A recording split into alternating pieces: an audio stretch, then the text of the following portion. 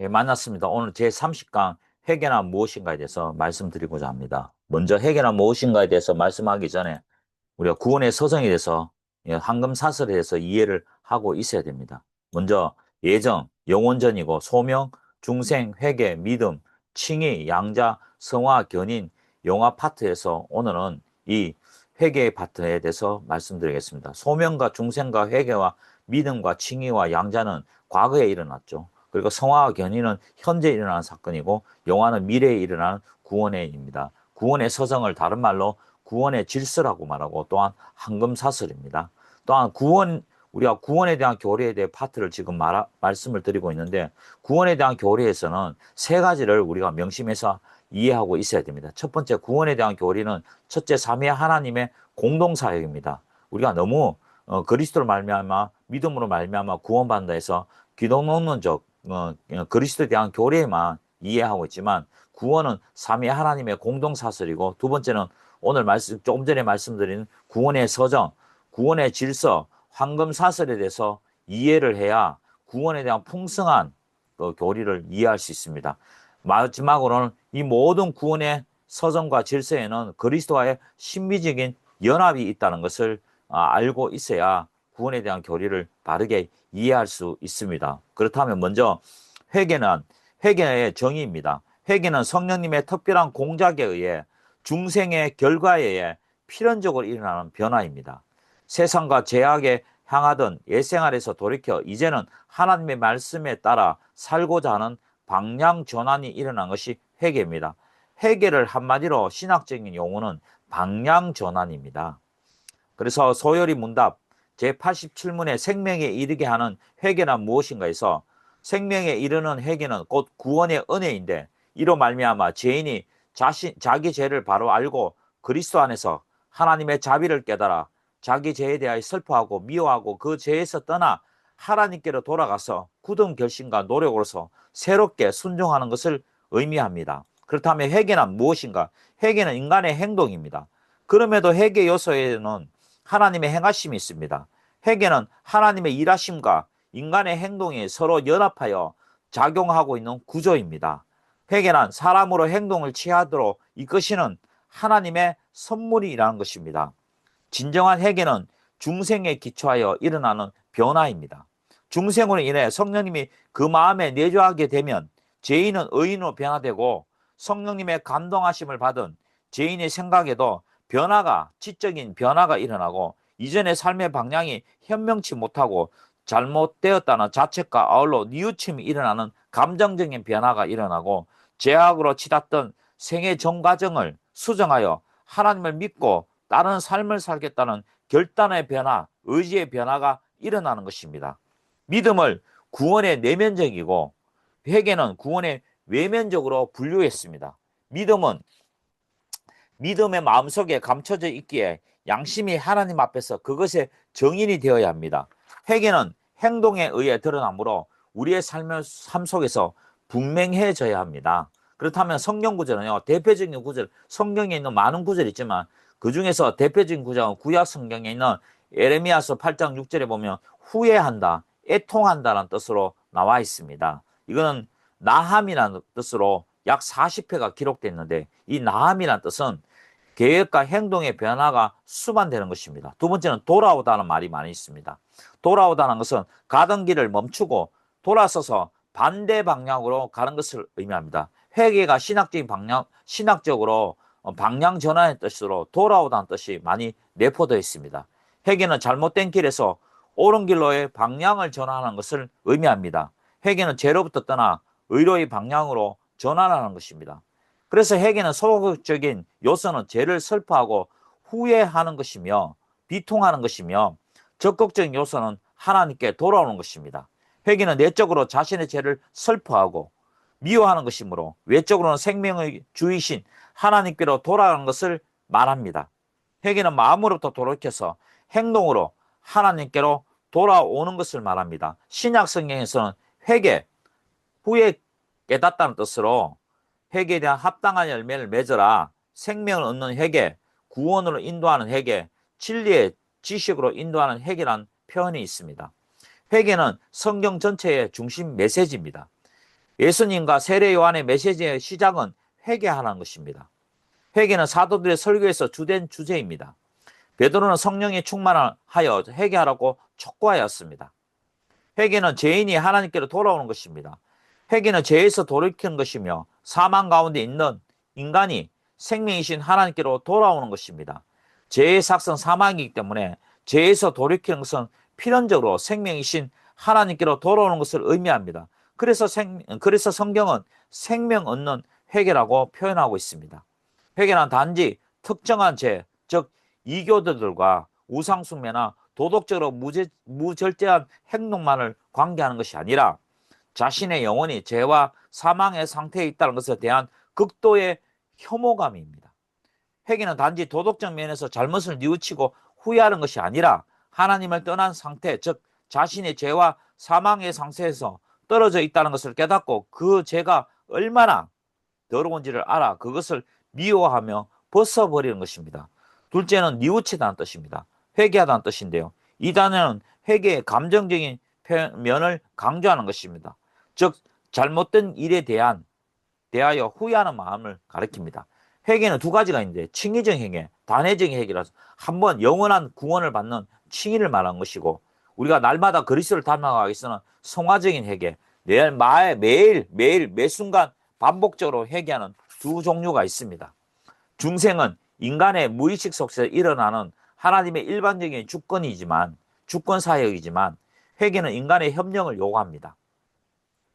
인생은 중생 이전에 죽은 상태이므로 아무런 반응을 나타낼 수 없으므로 중생케 하시는 성령님의 역사로 죽은 영혼이 새 생명의 씨앗이 심겨져서 비로소 회개의 반응을 나타낼 수 있기 때문입니다.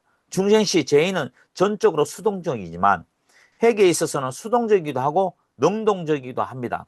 회개는 믿음의 동전의 양면과 같습니다. 회개는 죄에서 돌이켜 하나님으로 돌아가는 것이고 믿음은 그리스도를 구원과 의를 위한 유일한 소망으로 받아들인 것입니다. 회개와 믿음은 구별된 개념이지만 독립적으로 일어나지 않습니다. 우리가 신앙적으로 경험과 체험적으로는 믿음과 회개는 동시다발적으로 일어나는 것입니다. 구원의 믿음은 죄에 대한 비통한 심정으로 회개하는 것입니다. 회개와 죄 용서는 그리스도께서 주시는 것이며 그것은 믿음을 통해 얻는 것입니다. 그래서 누가복음 24장 47절에는 또한 그의 이름으로 죄 사함을 받게 하는 회개가 예루살렘에서 시작하여 모든 족속에게 전파될 것이 기록되었으니라고 기록되어 있습니다. 회개는 자신의 죄의 더러움과 추악함을 깨닫고 통회하는 마음으로 하나님의 은혜를 구하는 행위입니다. 회개의 세 측면은 첫째는 죄로 인한 슬픔이요, 두 번째는 죄에서 돌이키며 셋째는 자기를 포기하는 것입니다. 이런 측면이 무시된 복음 선포는 진정한 구원에 이르게 할 수 없습니다.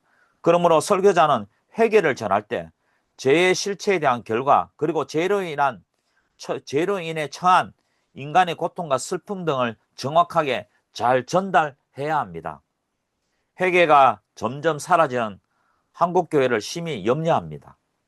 회개 없는 부흥과 성장은 모래 위에 지은 집과 같아서 회개가 사라진 교회는 십자가의 능력이 소멸됩니다. 회개는 복음의 중심에 있습니다. 죄에서 돌이키라고 설교하지 않는다면 복음을 설교하는 것이 아니고 사도들이 전했던 복음이 아닙니다. 사람들의 기만 즐겁게 하고 회개가 없는 편안한 신앙생활을 도모하는 것은 참된 그리스도인이라고 말할 수 없습니다. 세 번째는 회개의 주체자입니다. 첫째는 회개의 주체자는 성령 하나님이십니다. 죄인은 스스로 죄를 깨닫고 뉘우치지 못합니다. 우리의 죄를 깨닫게 하신 분은 성령님이십니다. 죄를 깨닫게 하고 드러내는 것이 회개를 위한 성령님의 사역입니다. 인간 스스로는 자신의 죄가 무엇인지 볼 수 있는 눈이 없습니다. 영적으로 맹인이기 때문입니다. 자신의 죄인지 무엇이 죄인인지 알 수 없습니다. 그것은 인간이 타락한 이후 철저히 이기적이고 자기중심적인 존재였기 때문입니다. 저 또한 경험적으로 군대에서 예수를 믿을 때, 구원을 받을 때, 회개를 할 때 내 스스로 회개한 적 없습니다. 내 안에 있는 성령님께서 회개를 부추겼고 그 과거에 하나님으로부터 죄를 지었던 그 필름이 돌아가듯이 그림이 연상되면서 제가 눈물을 흘리면서 회개한 그 경험이 생각이 납니다. 저에게도 아들이 하나 있는데요. 지금은 22살인데 군대 갔는데요. 군대 가기 전에 이 아들도 회개할 때 필름처럼 자기의 죄가 지나간다 했습니다. 그게 인간의 힘으로 된다고 생각하십니까? 성령 하나님의 역사가 일어나지 않으면 자기의 죄가 과거에 있던 모든 죄가 필름처럼 선명하게 지나가지 않습니다. 오직 회개의 주체자는 성령 하나님이십니다. 전능하신 하나님이 회개의 조성자이십니다. 사람이 죄를 떠나서 하나님께로 전향하는 회개는 하나님의 초자연적인 역사이십니다. 성령 하나님은 죄인들이 회개하도록 마음의 완악함을 녹여주시고 회개한 마음을 주사 회개토록 역사하십니다. 성령님께서 말씀을 통하여 우리의 마음속에 있는 죄악을 드러내실 때 우리는 자신의 부정과 허물들을 깨닫고 고백하게 됩니다. 하나님 나라가 어디에 임합니까? 회개한 심령에 임하는 것입니다. 두 번째는 인간은 회개의 협력자입니다. 사실상 회개의 당사자는 범죄한 인간 자신임에도 불구하고 죄인 자신만으로 회개가 불가능하므로 하나님의 능동적 동작과 함께 인간의 피동적 동작도 요구되는 것입니다. 중생은 인간의 무의식 속에서 이루어지는 하나님의 일반적인 주권 사유이지만 회개는 인간의 협력을 요구합니다. 회개는 정확하게 말해서 하나님께서 인간들로 하여금 할 수 있게 하시는 일입니다. 네 번째는 회개의 특징입니다. 지적, 감성적, 감정적, 의지적, 지정의의 인격적인 변화가 일어나는데요. 지적인 요소는 인식의 변화인데요. 자기의 죄를 발견하고 죄로 인하여 심령이 부패하고 영적으로 무능한 자리에서 떨어져 있는가를 깨달음을 포함하는 죄의 철저한 인식입니다. 이건 또한 우리가 인간이 모든 것이 변화되려면 먼저 인식의 변화가 일어나야 됩니다. 인식을 잘못하면 생각을 잘못하고 그리고 마음의 변화가 없고 의지도 변화가 없는 것입니다. 두 번째는 감정적 요소입니다. 감정의 변화인데요.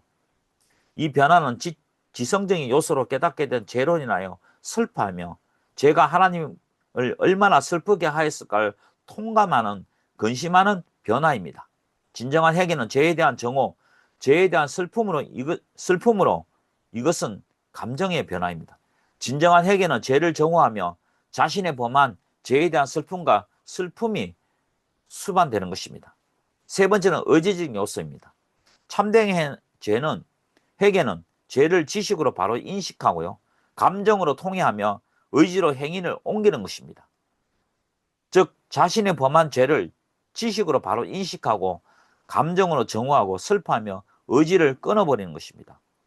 회개의 의지적 요소는 탕자가 자기 죄를 깨닫고 인식의 변화가 일어나고 슬퍼할 뿐 아니라 감정적인 변화, 일어난 아버지께로 돌아가는 의지적인 변화가 있었습니다. 이 세 가지 요소가 갖춰질 때 바로 비로소 진정한 회개가 이루어집니다.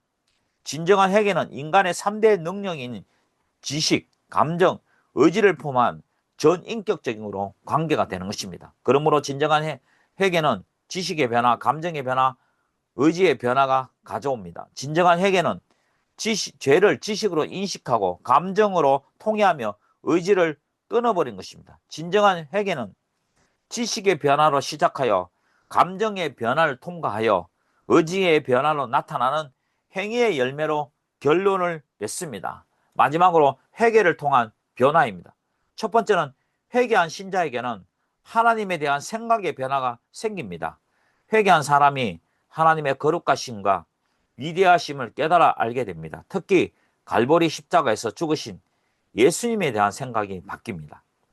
이전에는 이 십자가의 죽음이 미련해 보이고 흉악한 죄인의 죽음으로 여겼던 십자가 사건에서 이제는 하나님의 구원하심과 거룩하심과 사랑을 발견하게 됩니다.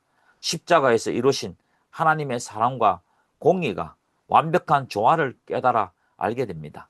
두 번째는 회개는 죄의식과 자신의 무가치함을 자각하게 만듭니다. 회개한 자는 하나님께 자신이 죄를 지은 죄인한 것을 인식하게 됩니다. 또한 자신 안에 어떠한 선함도 없고 선을 행할 능력도 없음을 알게 됩니다. 철저하게 자신의 연약함과 무능함을 깨닫게 됩니다. 셋째, 회개는 인생에 대한 관점의 변화입니다. 이것을 세계관이라고 이러죠. 회개의 한 시작은 자신의 죄된 본성과 죄의 행동을 인식합니다. 그리고 죄 자체를 미워하게 됩니다. 세상과 세상에 있는 것이 하나님의 원수된 것임을 깨닫고 세상적인 것을 미워합니다. 그래서 하나님의 율법이 의롭고 공의롭고 거룩하고 온전하고 순결한 것을 알게 되고 인식하게 됩니다. 따라서 회개한 자는 세상의 모든 것을 미워하고 하나님의 거룩하심을 소망하게 됩니다. 마지막으로 네 번째는 회개는 구원을 열망하여 하나님의 긍휼만을 구하게 됩니다. 자신의 죄악과 무력함을 깨달은 사람은 비탄에 빠집니다. 더구나 하나님의 거룩한 심판을 생각하면서 두려움을 갖게 됩니다. 그리고 이 처참한 상황에서 빠져나오기 위한 모든 노력을 하게 됩니다. 죄와 사망 그리고 마귀의 세력으로부터 구원받기를 간절히 사모하게 됩니다. 이 구원은 오직 전능하신 하나님만이 할 수 있다는 것을 깨닫고 그분의 긍휼하심만 전적으로 간절히 간구하게 됩니다. 자신을 전적으로 하나님의 긍휼하심과 자비하심을 철저하게 의지하게 됩니다. 따라서 회개는 주 성령 하나님의 주권적인 사역입니다. 성령님께서 사람에게 은혜를 주어 회개케 합니다.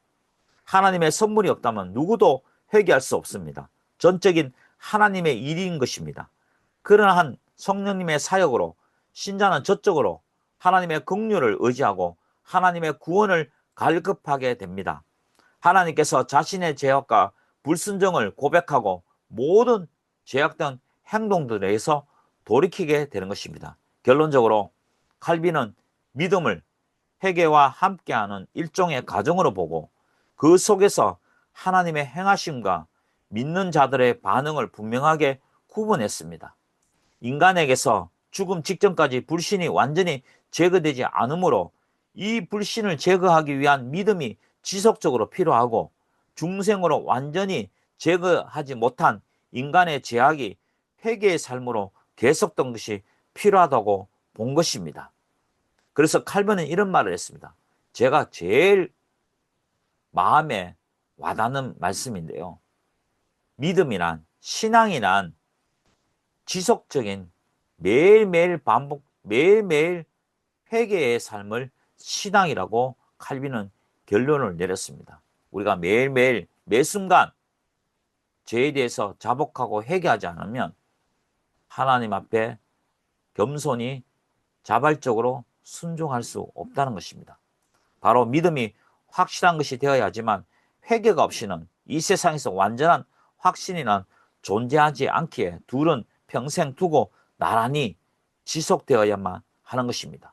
칼빈은 회개가 믿음을 완성하는 수단이라고 생각했습니다. 그러므로 믿음과 회개가 일생의 과정 속에서 서로를 확실하게 하는 수단이기에 회개가 믿음에 포함된 것이라기보다는 서로 돕는 역할을 한 것으로 보았습니다.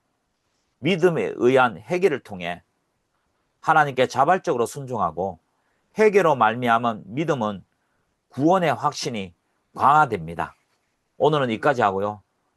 다음 31강에서 찾아뵙도록